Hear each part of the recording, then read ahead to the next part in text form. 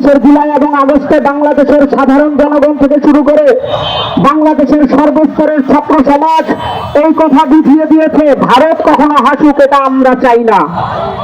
সুতরাং ভারত অখুশি হবে এই কারণে যদি অপূর্ব পালকে আপনারা মৃত্যুদণ্ড না দিয়ে থাকেন, এটা আপনাদের জন্য সবচেয়ে বড় ভুল হবে। ডক্টর মোহাম্মদ ইউনূস সাহেবকে বলতে চাই, আপনাদেরকে আমরা শ্রদ্ধা করি, কারণ আপনি আমাদের নানার বয়সী। সবচেয়ে শ্রদ্ধার সাথে স্মরণ করছি আপনাকে।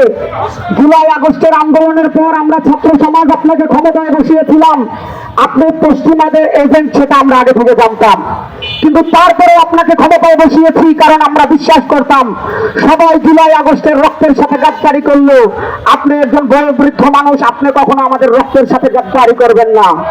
কিন্তু আমরা কি দেখলাম, ক্ষমতায় বসার 1 বছরের মধ্যেই আপনি সর্বপ্রথম জুলাই আগস্টের মধ্যে কওমি ছাত্র সমাজ যেভাবে জুলাই আগস্টে অবদান রেখেছিল, এই কওমি মাদ্রাসার ছাত্ররা 2013 সালের 27 রক্ত দিয়েছিল, সেই কওমি ছাত্র সমাজকে আপনি জুলাই সনদ থেকে একেবারেই মাইনাস করে দিয়েছেন। সেই সাথে জুলাই সনদের আইনি ভিত্তি এখন পর্যন্ত এর আগে আপনি নির্বাচন নিয়ে নাচানাচি শুরু করেছেন। ডক্টর মোহাম্মদ ইউনূস সাহেবকে আরো শ্রদ্ধার সাথে বলতে চাই, আপনাকে এখন পর্যন্ত আমরা শ্রদ্ধা করি।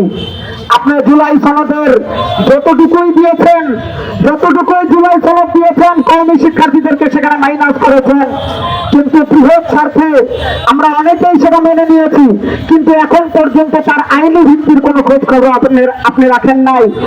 বরঞ্চ আপনি তার বিপরীতে স্বৈরাচারকে পুনর্বাসনের কথা বিভিন্ন জায়গায় আপনি বলে আসছেন। আপনার প্রতি করজোর অনুরোধ থাকবে, যে বিশ্বাস এবং আশা নিয়ে আপনাকে আমরা বসিয়েছি, আপনি জুলাই এবং আগস্টের রক্তের সাথে কখনো গাদ্দারি করেন না। সুতরাং এই দেশের 90% মুসলমানদের যে সেন্টিমেন্ট, সেই সেন্টিমেন্টে আপনি আঘাত করবেন না। সেই সেন্টিমেন্টে আঘাত না করে অপূর্ব পাল এবং সোহাগ হোসেনকে অতি সত্বর মৃত্যুদণ্ড দিন। ইন্টারিম গভর্নমেন্টকে আমরা অনুরোধ করব, অপূর্ব পালকে মৃত্যুদণ্ড দেওয়ার মাধ্যমে আপনারা যে সত্যিকার অর্থে ভারত বিরোধী সরকার, আপনারা যে সত্যিকার অর্থে জুলাই আগস্টের বিপ্লবী সরকার, আপনারা যে সত্যিকার অর্থে ছাত্র জনতার সরকার, সেটা আপনারা প্রমাণ